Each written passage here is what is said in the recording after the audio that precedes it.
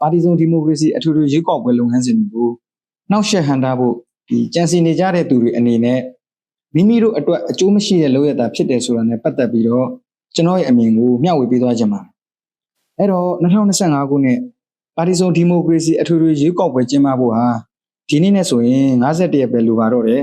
။ပြည်ထောင်စုရွေးကောက်ပွဲကော်မရှင်အနေနဲ့လည်းပါတီစုံဒီမိုကရေစီအထွေထွေရွေးကောက်ပွဲကိုအပိုင်းနှစ်ပိုင်းခွဲပြီးတော့ကျင်းပမယ်။ပထမပိုင်းကိုမြို့နယ်ပေါင်း102မြို့နယ်မှာဒီဇင်ဘာလ28ရက်နေ့မှာကျင်းပမယ်။ပြီးရင်ဒုတိယပိုင်းကိုမြို့နယ်ပေါင်း100မှာ2026ခုနှစ်ဇန်နဝါရီလ17ရက်နေ့မှာအပိုင်းလိုက်ကျင်းပပေးမယ်ဆိုပြီးတော့ထုတ်ပြန်ထားပြီးဖြစ်တယ်လို့အဲ့လိုအပိုင်းလိုက်ကျင်းပပေးမယ်မြို့နယ်စည်ရင်းတွေကိုလည်းရွေးကော်ကထုတ်ပြန်ကြေညာထားပြီးဖြစ်ပါတယ်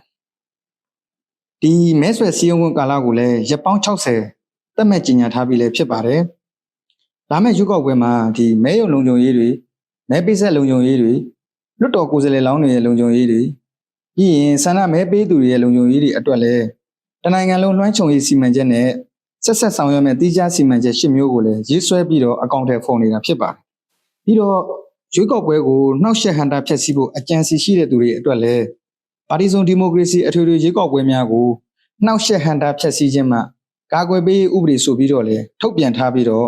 ပြင်းပြင်းထန်ထန်အရေးယူဆောင်ရွက်နေရလည်းဖြစ်ပါတယ်။ပြီးတော့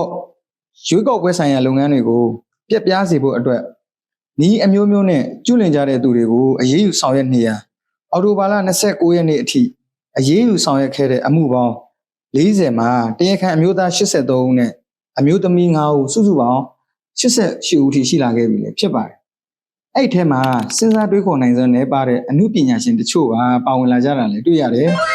။လက်ရှိမှာအမှုပညာရှင်တော်တော်များများကလာမဲ့ဒီဇင်ဘာ28မှာကျင်းပမယ့်ဒီရွေးကောက်ပွဲအတွက်ပညာပေးဇလန်းတိုလေးတွေရိုက်ပြီးတော့နိုင်ငံအတွက်တစ်ဖက်တစ်လမ်းက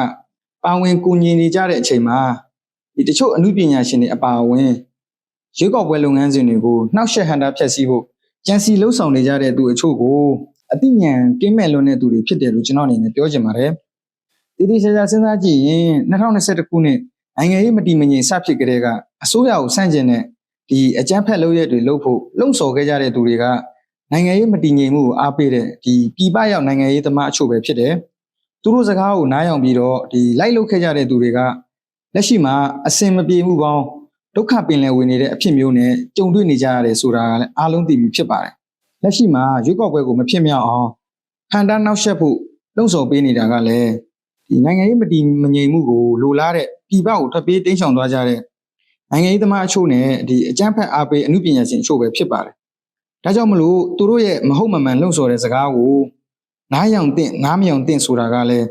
ပြည်သူလူထုအနေနဲ့စဉ်းစားဆင်ခြင်နိုင်လိမ့်မယ်လို့ယုံကြည်တယ်။အဲ့တော့အချုပ်အနေနဲ့ပြောရရင်ဒီလာမဲ့ပါတီစုံဒီမိုကရေစီအထွေထွေရွေးကောက်ပွဲမှာပါဝင်ရှင်ပြိုင်ကြမဲ့ဒီလွတ်တော်ကိုယ်စားလှယ်လောင်းတွေရဲ့ဓာတ်ပုံနဲ့စာသားပါဗီနိုင်းဆိုင်ဘုတ်တွေကိုစုပ်ဖြဲတာတွေရွေးကောက်ပွဲတာဝန်ထမ်းဆောင်နေကြတဲ့သူတွေကိုဆဲဆူချင်းချောက်ပြီးတော့ကိုထီလက်ရောက်လုပ်တာတွေဒီရွေးကောက်ပွဲအကျိုးပြုပညာပေးဇလန်းတွေကိုစန့်ကျင်လှုံ့ဆော်တဲ့စာရေးရေးသားဖြန့်ဝေတာတွေလုပ်ခြင်းကဒီအကျိုးရှိတဲ့လုပ်ရမျိုးမဟုတ်တဲ့အပြင်အဆိုပါလုပ်ရမျိုးလှုပ်ဆောင်ကြတဲ့ကာယကံရှင်တွေအတွက်ပါတီစုံဒီမိုကရေစီအထွေထွေရွေးကောက်ပွဲကိုနှောက်ယှက်ဟန်တာဖျက်ဆီးခြင်းမှ